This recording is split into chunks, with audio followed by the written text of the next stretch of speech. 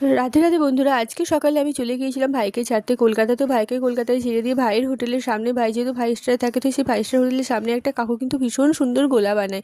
তো এই কাকুর কাছে আমরা দু ভাই বোন একটু সুন্দর করে গোলা খেয়ে নিলাম। তারপর ভাইকে হোটেলে ছেড়ে দিয়ে আমি চলে আসলাম বর্ধমান।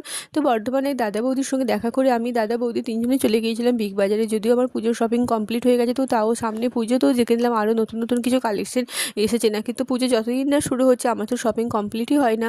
আর এইখানে দেখো এক কাকু পেয়ারা মাখা করছে, তো পেয়ারা খেয়ে নিয়ে তারপর আমরা চলে গেলাম এক রেস্টুরেন্টে, আমি দাদা বৌদি খেতে। ওখানে কিছু খাবার অর্ডার করে আমরা ওয়েট করছিলাম। তো তারপরে ওখানে খাওয়া দাওয়া কমপ্লিট করে আমি চলে গিয়েছিলাম এক মিষ্টির দোকানে। যেহেতু আমার বাড়িতে ছোট্ট ছোট্ট অনেক বাচ্চারা আছে, আমার গোপাল সোনা, গণেশ সোনা, তো তাদের জন্য কিছু মিষ্টি নিলাম। তো মিষ্টি নিয়ে বেরোচ্ছি আর দেখছি সামনে এক কাকু কয়েদ মাখা বানাচ্ছে।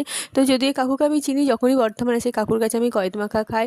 আর তারপরেই বাড়ি চলে এলাম। বাড়ি চলে এসে সুন্দর করে চান করে আমি একটু ভালো করে ফ্রেশ হয়ে নিলাম। আর আমি নিয়ে এসলাম গরম গরম ধোসা। তো মামুনি এখন ধোসাটা আমাকে প্লেটে রেডি করে দিল।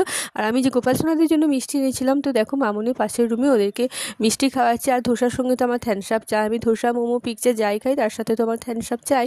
আর তারপরে দেখো আমার গোপাল সোনারাও সুন্দর করে মিষ্টি খেয়ে নিল, আর আমিও খেয়ে নিলাম ধোসা। টাটা।